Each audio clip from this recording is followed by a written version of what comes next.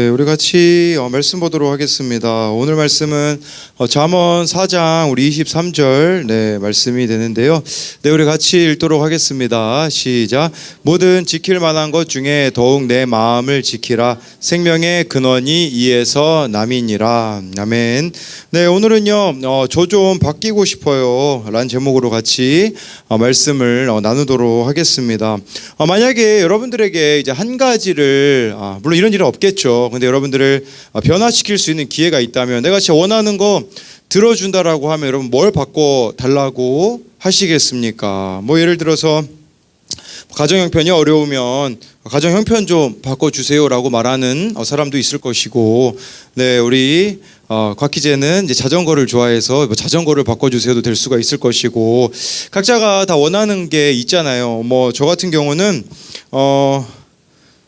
없는 걸 좀 우리가 다들 갖고 싶어 하잖아요. 저는 어렸을 때부터 하얀 피부를 갖고 싶었어요. 그래서 어제 어느 청년한테 기도를 시켰는데 자기가 기도 안 하겠다고 흑기사를 모집한다고 하는데 그 말이 거슬리더라고요. 흑이라는 단어만 들어도 기분이 벌써 안 좋아요.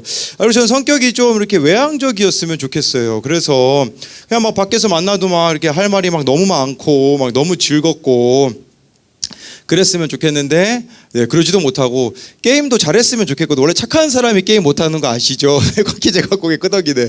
원래 착한 사람이 게임 못하거든요. 성호 선생님 게임 잘하시죠? 네, 좋습니다. 이거예요. 네, 이거 그냥 해본 소리인데, 뭐 게임도 잘하고 싶고 뭐 그런데, 근데 이제 또 한 가지 생각이 드는 게 그거죠. 우리가 외모도 바꾸고 싶어서 우리나라 사람들 얼마나 많이 성형을 합니까? 근데 그렇게 외모도 바뀌고 내가 원하는 대로 다 바뀌면 그냥 내 인생이 괜찮을 수 있는가, 이제 이런 부분들을 우리가 한번 생각해 봐야 된다라는 거죠. 제가 그 캄보디아에서 그 사진을 받았어요. 선교사님이 저에게 사진을 보내주셨는데, 저희가 그 캄보디아 갔다 왔는데 저희 가족이 그때가 아마 목요일 날 이제 돌아왔잖아요. 목요일 밤 비행기로. 근데 그 주일에 아이들이 저렇게 많이 모였대요. 원래 저 정도 아니거든요. 근데 그 길거리 아이들이 다 모였대요. 왜 다 모였냐면 저희가 마지막 날에 선물을 준비했거든요. 이거예요. 우리 예전에 GSM이 우리 예찬이한테 준 선물. 그냥 그 그림 그리고 지우는 거 있잖아요. 비싸지도 않아요. 한 2달러 했나요? 2달러 하면 뭐 우리나라 돈으로 뭐 한 3,000원, 4,000원 이 정도 되는 돈이거든요. 근데 이거 하나 받겠다고 아이들이 모여들더라고요. 우리 교회 주일학교 이거 준다고 교회 오라고 하면 올까요? 안 올까요? 안 오겠죠. 그냥 저 이런 생각을 좀 해보게 되어지는 거예요. 진짜 우리나라가 잘 먹고 잘 살고 있는데 환경도 좋잖아요. 상황도 좋잖아요. 근데 진짜 좋은 게 맞냐라는 것을 한번 생각해 보게 되었어요. 중요한 것은 뭐 상황이나 환경이 그렇게 중요한 것 같지 않고 마음이 중요한 것 같아요. 어제 제가 청년들하고 나눴던 말씀이 이거였었거든요. 우리 잠언 30장 7절부터 9절을 같이 읽어보도록 하겠습니다. 시작.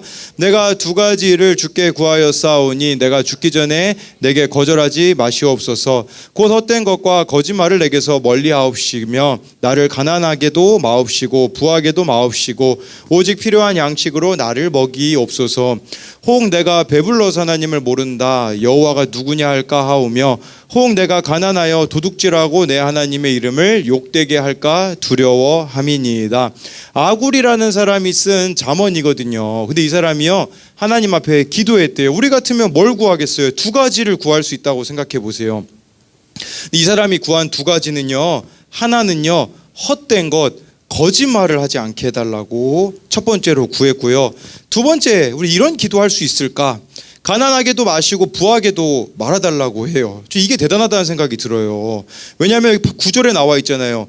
내가 배부르면 하나님을 모른다고 할 것 같고, 내가 가난하면 도둑질해가지고 하나님의 이름을 욕되게 할까 봐 이렇게 기도한 거예요. 우리말로 말하자면 하나님, 저 있는 모습 그대로 만족하면서 살아갈 수 있게 해주세요, 이거죠. 자꾸 바꿔달라고 하는 게 아니라, 부모님이 마음에 안 들어서 부모님을 바꿔달라고 말하는 게 아니라, 가정 형편이 마음에 안 들어서 가정 형편을 바꿔달라는 게 아니라, 하나님 저 이 자리에서 그냥 만족하면서 살 수 있게 해주세요 라고 기도를 했다라는 것이에요. 여러분들에게는 이 아굴의 잠언이 이런 내용이에요. 하나님 이렇게 기도했다고 보시면 돼요. 하나님, 저 지금 생긴 대로 만족하면서 살게 해주세요가 될 수도 있겠고요. 저의 부모님을 만족하며 살게 해주세요. 저의 있는 모습 그대로를 만족하며 살 수 있게 해주세요. 이게 가능하려면 한 가지만 바뀌면 돼요. 그것은 바로 여러분들의 마음만 바뀌면 되는데, 사실 마음 바꾸기가 제일 힘들잖아요. 그렇죠? 네, 그래서 내가 바뀌려면 첫 번째로는 마음이 바뀌어야 합니다. 우리 다시 한번 오늘 성우쌤 벌써 스포일러. 네, 제가 읽어드릴게요. 네, 모든 지킬 만한 것 중에 더욱 내 마음을 지키라. 생명의 근원이 이에서 남이니라. 지킬 만한 것 중에 마음을 가장 지키래요. 근데요, 마음은 어떻게 드러날까요? 여러분들이 선택하는 걸 보면 알 수 있어요. 네, 그리고 어떻게 살아가는지를 보면 마음에 뭐가 들었는지 확인할 수 있어요. 우리 백성호 선생님이요. 제가 또 사진을 뽑아왔어요. 백성호의 한문교실. 딱 제가 보니까 이 사자성어 딱 하나 아시는 것 같아요. 맨날 이 얘기만 해요. 맨날. 네, 맨날 이 얘기만 해가지고 제가 아예 외워버렸어요. 네, 뭐라고 얘기하냐면 낭종지추라고 해서 무슨 말이냐면 이 주머니 속에 송곳이라는 뜻으로 재능이 뛰어난 사람은 숨어 있어도 저절로 알려지게 된대요. 무슨 말이냐면 내가 마음에 뭘 품고 다니는지는요, 그 사람의 삶을 통해서 다 드러나기 때문에 성우쌤한테 더 이상 사자성어 묻지 마세요. 네, 그래서 딱 한 가지만 우리 아시는 성우쌤이 있는데, 제가 캄보디아 가가지고요, 이제 커피가 거기 하나 좀 맛있더라고요. 그래서 감동이었던 것은 이제 커피를 못 샀어요. 사고 싶었는데, 근데 선교사님이 따로 사오셨더라고요. 그 커피를 이제 와가지고 먹는데, 맛있게 먹었어요. 근데 이제 아내가 저한테 와가지고요, 뭐라고 이야기하냐면, 저보고 목사한테 좀 선 넘는 질문을 했어요. 뭐라고 얘기했냐? 혹시 담배 폈어? 이제 저보고 이렇게 물어보더라고요. 그러니까 이 커피가 냄새가, 입 냄새가 좀 담배 핀 것 같이 이렇게 된 거예요. 그래서 저보고 담배 폈냐고 이렇게 목사에게 물었는데, 뭘 말하고자 하는 거냐면 내가 뭘 먹었는지도 입 냄새를 보면 다 드러나 있잖아요. 저는 그런 생각이 들어요. 여러분 마음에 뭐가 들었는지는 무슨 말을 하고 내가 살아가는지, 그리고 내가 무슨 행동을 하면서 살아가는지를 보면 다 드러날 수밖에 없다라는 것이에요. 그러면 여러분 이 마음을 바꾸기 위해서 우리 뭐 긍정의 힘 가지면 될까요?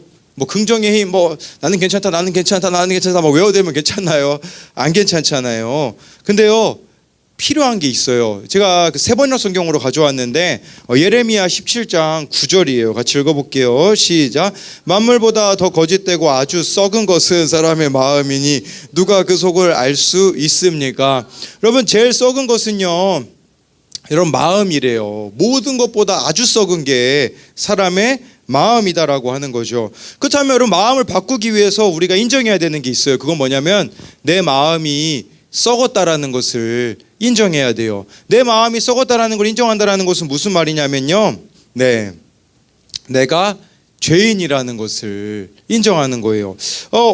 어느 청년이 카톡방에다 이렇게 써놨더라고요. 방금 깨달은 거. 작년에 병원에서 제가 제일 정상인 줄 알았는데 제가 제일 비정상이라고 깨달은 게 생각났어요. 세상에서 제가 제일 비정상임. 대박.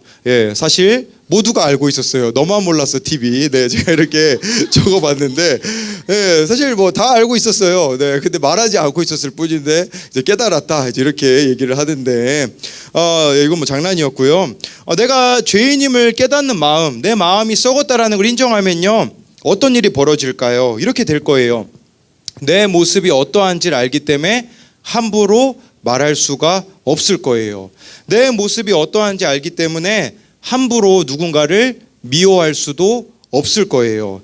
내 모습이 어떠한지 알기 때문에 모든 것을요, 하나님께 감사하게 된다라는 것이에요. 여러분 근데 내 마음에 지금 막 미운 사람이 있잖아요. 지금 머릿속에 막, 그쵸? 너무 많죠 여러분. 머릿속에 미운 사람이 있고 욕도 나오고 그쵸? 욕도 또 잘하시는 분들도 있잖아요. 그쵸? 웃으시는 분들 찔린 것 같은데 우리 주의 잘 웃었어요. 그리고 또 뭐 원망과 막 불평도 막 이렇게 우리가 나오고 있다면 지금 내 마음이 이제 썩었다라는 거 내가 죄인이라는 것을 알지 못하기에 그렇게 하고 있다라는 거죠. 우리 한결이가요. 죄송해요. 원래 아빠는 이런 거예요. 그래서 쌍코딱지를 파는 모습을 제가 이렇게 사진을 찍었는데, 한결이가요 고집이 엄청 세요. 얼마나 세냐? 예를 들어 차를 주차하려면 이렇게 물통을 놔놓잖아요. 그 물통을 자기가 꼭 치워야 돼요. 안 그러면 차를 다시 원상복귀했다가 물통을 다시 놓고서는 얘가 또 다시 그걸 치우게 해줘야 돼요. 지난 금요기도회 때 불 끄는 게 자기 역할인데 불을 다른 사람이 껐다고 막 우는 거예요. 그래서 다시 불 켜고 다시 한결이가 불 끄도록 해줬거든요. 한결이 이런 모습 보면서 제가 뭐라고 할 수 있을까요? 없을까요? 없어요. 왜 그러냐면 제 모습이거든요. 제가 아직도 기억나요. 예전에 여러분들도 말씀드렸잖아요. 7살 때 누나 생일이었는데 제가 엄마랑 가가지고 선물 사러 갔다가 내 선물 사달라고 바닥에 누웠던 적이 있거든요. 그러니까 한결이 모습을 보니까 말할 수가 없는 거죠. 뭘 이야기하고자 하는 거냐면, 내가 죄인이라는 거 알면요, 우리 그렇게 함부로 말할 수가 없어요. 그리고 함부로 살아갈 수도 없고요. 그래서 여러분들에게 이 적용 질문은 나의 마음 상태는 지금 여러분 좀 어떤가 한번 돌아봤으면 좋겠어요. 내가 죄인됨을 깨닫는 마음이 있어서 문제를 다른 데서 찾지 않고 나에게서 찾고 있나요? 아니면 여전히 다른 사람에게 찾고 있어서 미운 사람들이 있나요? 이런 사람들 되게 많아요. 내 인생이 이렇게 된 거는 이 사람 때문이야, 저 사람 때문이야 라고 말하고 있다면 내가 지금 죄인이라는 것을 알지 못하다라는 증거라는 거예요. 두 번째로요, 내가 바뀌려면요, 첫째는 마음을 바꿔야 되고 두 번째는 말씀을 들어야 한다라는 것이에요. 우리 잠언 4장 22절 말씀 같이 읽어볼게요. 시작. 그것은 얻는 자에게 생명이 되며 그의 온 육체에 건강이 됨이니라. 아까 지킬 만한 것 중에 마음을 지키라는 게 23절이었거든요. 근데 이 말씀은요 22절이거든요. 그것은 얻는 자에게 생명이 된대요. 이게 원래는 복수형으로 쓰여 있었어요. 그것들은이거든요. 뭘 말하는 거냐면 말씀을 말하는 거예요. 말씀들을 여러분들이 얻으면 생명이 돼서요 육체의 건강이 된대요. 이 건강이라는 단어도 제가 찾아보니까요 히브리어로 무슨 뜻이냐면 치료 회복이란 뜻이에요. 즉 말씀이 저와 여러분들의 그 병든 곳들을 고쳐 준다라는 사실이에요. 오늘 청년의 오늘 좀 큐티 나눔인데, 말씀으로 회복되는 치료됨을 경험합니까? 그런 내용이었어요. 나는 신앙생활과 우울증 치료는 같이 갈 수 없다고 생각했다. 하지만 정신병원보다 교회에서 예수님을 인격적으로 만나고 우울증을 치료할 수가 있었다. 말씀대로 사는 것은 멀리 돌아가는 길처럼 보이지만 지름길이며 어리석은 것처럼 보여도 가장 현명한 길이다. 나는 자기의 죄를 보지 못해 너무너무 밤낮으로 나와 다른 사람들을 괴롭혔다. 하지만 말씀을 보며 나의 죄인됨을 인정했다. 그것이 쉽지 않았다. 공동체의 사랑과 수고와 하나님의 은혜로 가능해졌다라고 말해주고 있어요. 여러분, 정신병원 간다고 해서 우울증이 치료될까요? 두 가지가 같이 가야 돼요. 하나는 정신병원 가셔서 약도 타셔야 되고 거기서 내 실제 모습을 진단받으셔야 돼요. 동시에 필요한 것은 뭐냐면요, 우리가 정신병원 약만 먹지 말고 구약과 신약도 먹으셔야 돼요. 말씀을 먹어야, 그래야 이게 온전히 회복이 될 수가 있다라는 것이에요. 이 청년이 그랬거든요. 예찬이랑 한결이가 부럽다고. 그 말은 저랑 소리사모가 자신의 부모님이었으면 좋겠다라고 이야기를 했는데, 근데 어제 그런 고백을 하더라고요. 이제는 그러지 않아도 좋고 자기 아빠가 최고의 아빠다라고 이렇게 이야기를 했는데, 말씀의 가장 큰 능력이 뭔지 아세요? 문제를 다르게 보게 해주는 능력이에요. 이게 저는 참 좋아요. 관점을 바꿔줘요. 그러니까 말씀을 보잖아요. 그러면 이게 충분히 원망하고 불평할 수 있는 일인데 그날 말씀을 보면 바뀌어지는 거죠. 오늘 새벽에 밤새신 분들이 좀 많이 있더라고요. 근데 오늘 큐티 책에 정말 힘든 문제로 큐티 책에 써 있던 거예요. 질문 제가 만든 게 아니에요. 그렇게 나와서 밤 잠 못 들게 힘든 문제가 있나요? 이렇게 적용 질문으로 나오니까 막 그 적용 질문만 보고 막 눈물 줄줄 흘린 사람이 있어요. 제 아내라고. 그러니까 진짜 이게 놀라운 것 같아요. 매일매일 여러분들이 말씀 큐티 하잖아요. 그럼 오늘 일어나는 일들을 다른 관점으로 볼 수가 있게 되어지는 거죠. 아침에 어느 목사님 설교를 제가 이렇게 3분짜리 영상을 봤는데요. 이 영상 제목이요. 하나님 제 성격을 바꿔주세요라고 기도하고 있는 당신에게 라고 말하면서, 여러분 사람들이 성향이 다르지만 다 하나님 만드신 작품인데 네 종류 유형의 사람이 있대요. 첫 번째는 다혈질이 있대요. 뭐 성경에 나오는 베드로 형님 같은 분이 있잖아요. 이 다혈질의 특징은요, 보니까 다혈질인 사람은 여러분들인가 한번 생각해 보세요. 생각 없이 말하고 생각 없이 행동하고 돌발 행동을 많이 하는 사람이 다혈질이래요. 그런데 이 다혈질인 사람을요, 하나님이 붙잡으시면요, 성령께서 붙잡으시면 방향 없이 마구 날뛰던 야생마와 같은 인생이 잘 조련된 명마가 될 수 있다라고 하더라고요. 다혈질이란 이게 바뀌진 않아요. 근데 방향이 달라지는 것을 말씀드리는 거예요. 두 번째는요, 소심함이에요. 성경에 디모데 같은 사람이래요. 다혈질인 사람은요, 자기 성질 다 부리고 짜증내고 여기저기 부딪히니까 자기는 상관없어요. 옆에 있는 사람이 힘들죠. 근데 이 소심한 사람은 어떨까요? 그냥 자기가 소심해져가지고 자기 혼자 힘들어하는 사람이래요. 근데 이 자기 혼자 힘들어하는 소심함이 하나님을 만나면요, 인간적인 예민함이 영적인 민감함이 된다라고 이렇게 이야기를 해주더라고요. 세 번째는요, 착한 사람 있잖아요. 바나바와 같이 성경에 보면 착한 사람이 있거든요.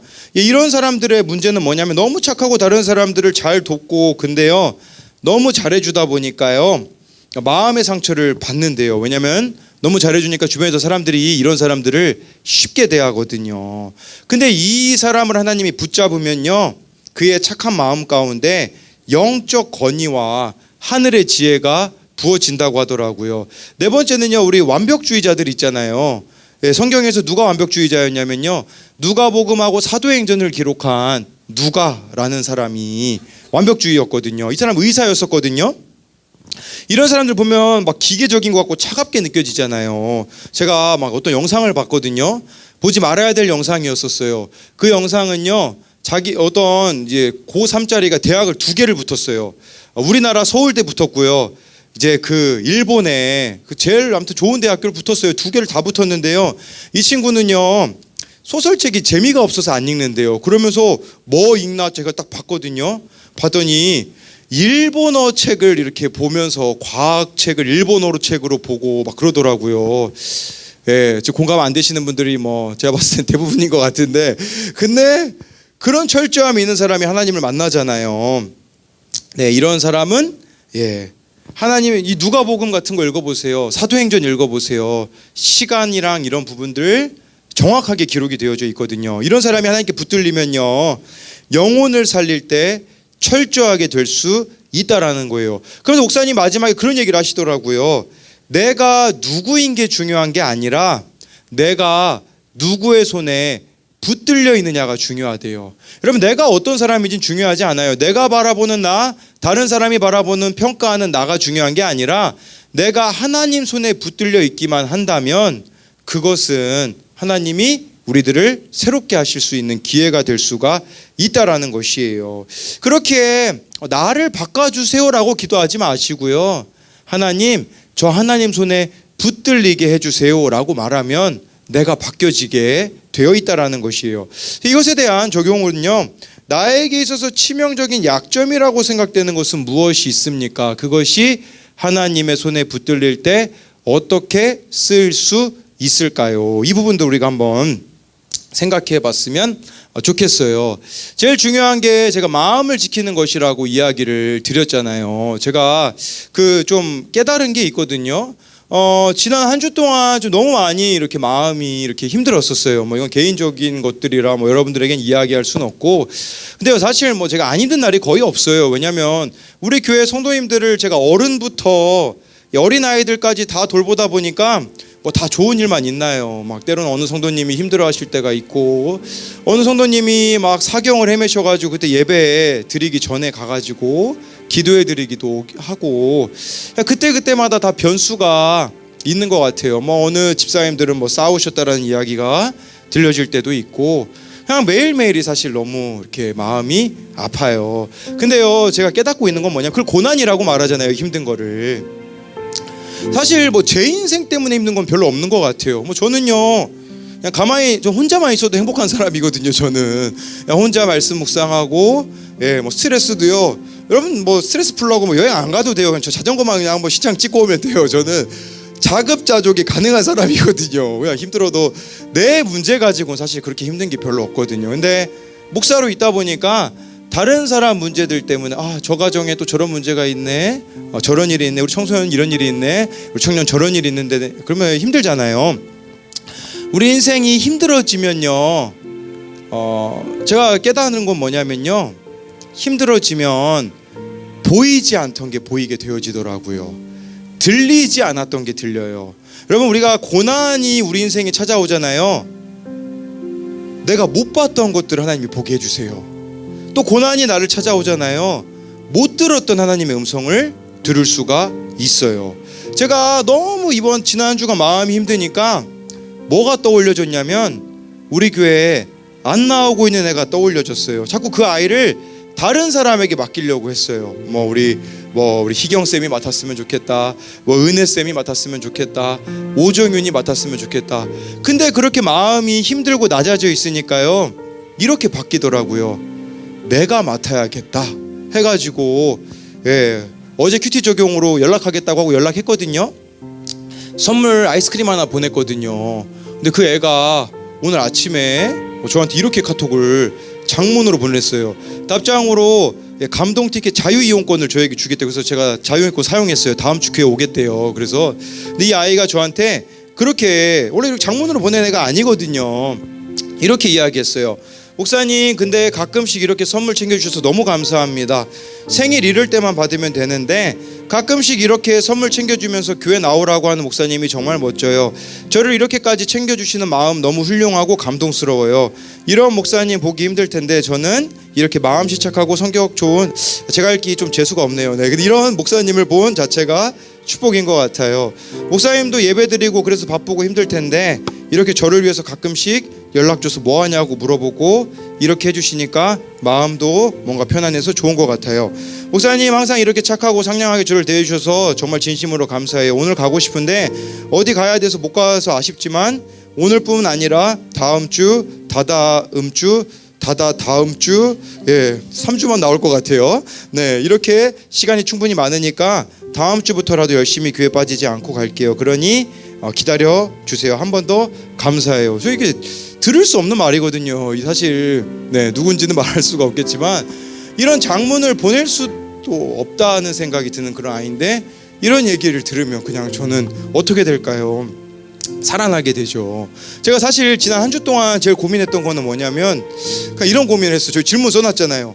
이렇게 사는 게 맞나? 그래서 이런 의문이 좀 제가 많이 들더라고요. 내가 이렇게 지금 살아가고 있는 게 맞는 길인가? 막 의심될 만한 많은 사건들이 저를 한 번에 이렇게 짓누르니까 너무 힘들어서 내가 이렇게 지금 잘 살아가고 있는 게 맞나 싶은데 이런 문자 받으면 어떻게 되겠어요? 다시 살아나서 힘을 내게 되는 거죠. 오늘 아침에는요 저희 어머니가 저를 불러놓고 그렇게 얘기하시더라고요. 그거 아세요? 저희 어머니가 누구를 제일 사랑하는 줄 아세요? 저를 가장 사랑하거든요. 저희 어머니는요. 그래서 저희 어머니가 저를 이렇게 불러놓고서는 그렇게 얘기하시더라고요. 야, 내가 어렸을 때 너 얼마나 사랑했는지 기억나니? 이렇게 얘기하시는 거예요. 뭐였었냐면 제가 예전에 초등학교 6학년 때 온양 천도초등학교에서 이렇게 뺨 맞고 온 적이 있거든요. 뺨 맞고 오자마자 저희 어머니가 학교 출동하셨거든요. 뺨 때리는 사람 누구냐고. 중학교 때는 이 급식 온중 다녔잖아요. 제가 우리 온중 후배님들 온중에서 딱 급식 줄 서 있는데 어느 분이 그냥 제가 가만히 있었는데 막 몽둥이로 제 머리통을 쳐가지고 어떻게 됐냐? 저희 어머니가 또 온중 출동하셨죠. 그러니까 저희 어머니는 아들이라고 하면 이렇게 출동하시는 분인데 어머니가 그렇게 얘기하시더라고요.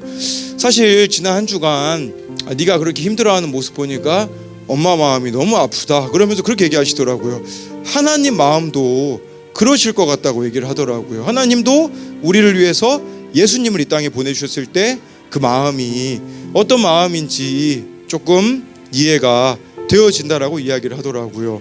그랬더니 이제 제가 불쌍해 보이나 봐요. 제가 아까 11시 예배 끝나고 어떤 애가 저를 찾아와가지고요 저한테 이렇게 감사한 거 목적에 용돈을 넣어줬어요. 용돈을 줘야 돼.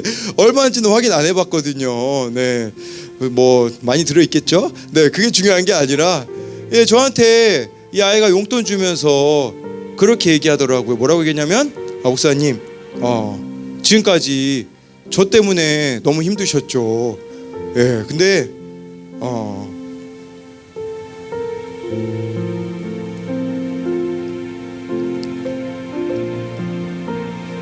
죄송해요라고 이렇게 얘기하면서 저한테 이렇게 용돈을 주는데 그냥 그렇게 되더라고요. 뭐냐면 한 주 동안 힘들었던 게 싹 그냥 씻겨 나가는 것 같은 거죠.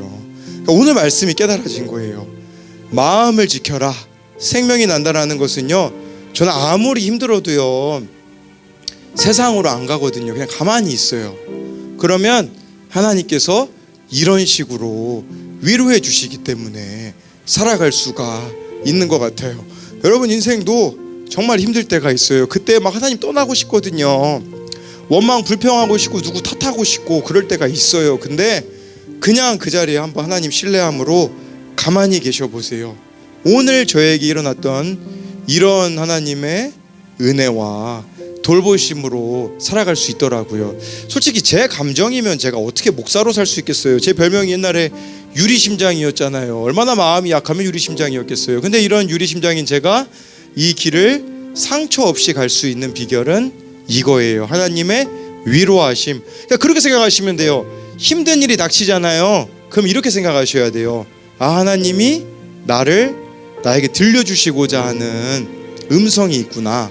나를 통해서 얼마나 많은 위로를 주시려면 이렇게 힘든 일을 주셨을까. 이걸 기대하셨으면 좋겠어요. 그래서 감사함으로 나아가는, 그래서 어떤 상황에서도 마음을 지켜내는 저와 여러분들이 되기를 소망합니다.